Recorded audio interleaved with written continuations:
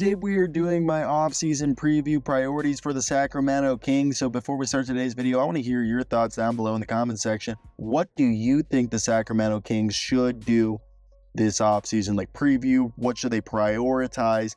Because in a week or two, I'll make my predictions for their off-seasons. And I would love to hear what things you as a Sacramento fan think they need to prioritize. So let's get right into today's video. Like, comment, subscribe for more content like this. Now, Sacramento went 46-36 this season, and one might say they took a step back, but they didn't, because the thing is Mike Brown said he was willing to sacrifice sacrifice some offensive firepower to become significantly better defensively, and they became middle of the pack defensively after being one of the worst defensive teams last year. And as a result, their offense was not as good as it was the year before, but it still made them a better team. It was just that the West was that good. Okay, they have the 13th pick right now, and either the 44th or the 45th. The Kings' first round draft position will be set by May 12th on the draft lottery. And with Malik Monk being an unrestricted free agent, as well as Alex Len, JaVale McGee, and then Kessler Edwards, Jordan Ford, and Jalen Slauson are all restricted free agents. So their future, I feel like those three guys, maybe Kessler not, but if Jordan Ford and Jalen Slauson seem to be guys that are going to be coming back. Malik Monk, I think he wants to stay, but he could be a guy who gets paid by a team that needs a player of his caliber. So the team is obviously entering an offseason where, do they return with the same starting five? Do they trade Harrison Barnes? How do they make sure Keegan Murray becomes the guy that they think they can be? And this is a team that they have the same starting five from last season when they were the third seed in the West, but they lost in the play-in tournament this season. And the top-ranked offense from last season finished 13th this year. And like I said, the Kings did improve from the 24th ranked defense to the 16th ranked defense. The counter-argument is that the Kings finished 2 wins shy of their total from a season ago, despite having season-ending injuries to Malik Monk and Kevin Huerter.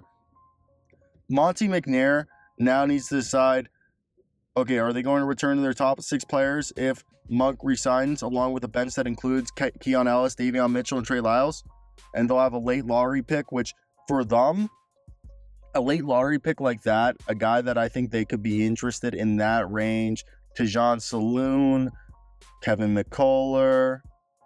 It does get a bit interesting to see who they could have there, as I think in that range, who's going to be available, it's going to be interesting to say, because Jacoby Walter could be there, Isaiah Collier, there could be Kyle Filipowski, Jared McCain, Devin Carter, Yves Messi, Tristan Da Silva, Tyler Smith. How many of those guys actually can help you right now? I think a guy like Kevin McCullough, Jared McCain, and Devin Carter, Kyle Filipowski are all guys that can help you out, and I really like that. Tejan Saloon, maybe. I don't think Isaiah Collier. Jacoby Walter, I think, could help off the bench.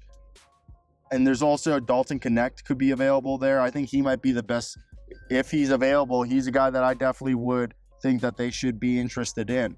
And the Western Conference is only going to get stronger next year. And the Kings have an established all-star, even though one of them wasn't an all-star, and Domantas Sabonis and De'Aaron Fox. And we need to see Keegan Murray, who averaged 15 points and shot 41 shot his three-point percentage drop from 41 to 35. He's extension eligible starting next offseason. And the Kings could, explore a trade, but outside the Tyrese Haliburton, Domantas Sabonis swap in 2022, this is a front office that doesn't do many trades.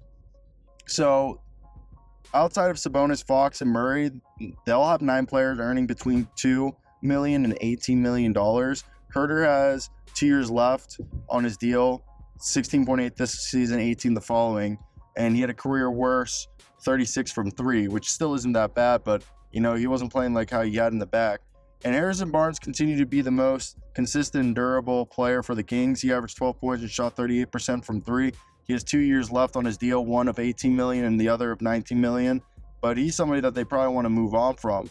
And last offseason, they brought back Barnes, renegotiated the contract to Sabonis, and brought back Lyles. The three decisions has Sacramento with $154 million salary, including the first-round pick, and $17.7 million below the luxury tax. So if they were to re-sign Monk, Sacramento could exceed the tax for the first time since 03-04.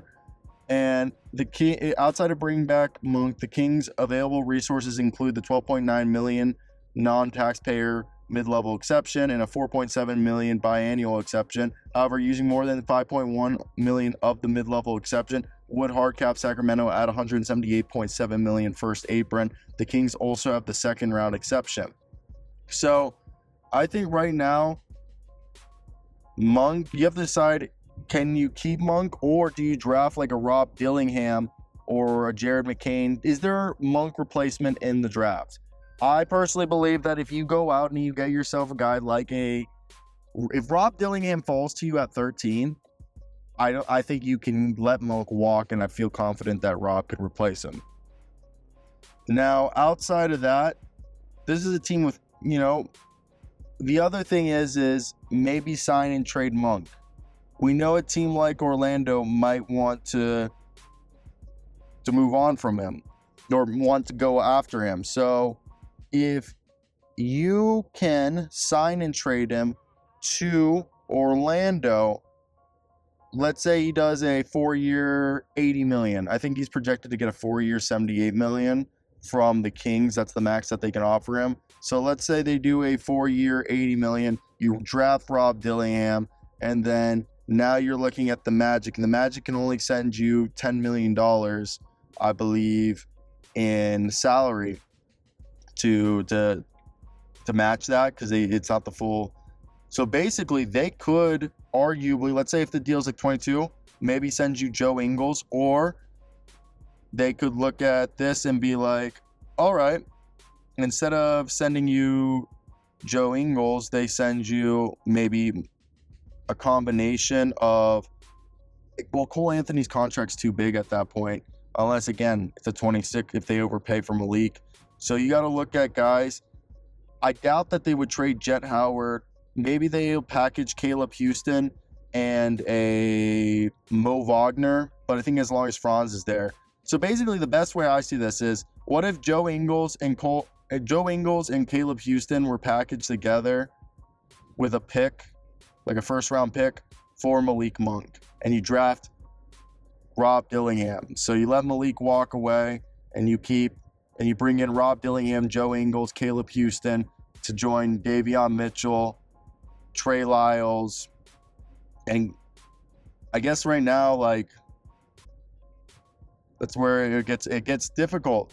Okay, it gets difficult because Keon Ellis is going to continue coming off the bench. So yeah, Keon Ellis, Davion Mitchell, Trey Lyles, Joe Ingles, and Caleb Houston, and Rob Dillingham off the bench, and then the starting lineup is still Sabonis, Keegan Murray, Harrison Barnes, Kevin Huerter, and De'Aaron Fox. Or do you go out and try to flip Kevin Huerter for some more, or Harrison Barnes for like Jeff Green and Jock Landale or something? I think you need to start looking for moves like that if they're available to help improve this team by the margins. And I think that's the biggest thing that they can do.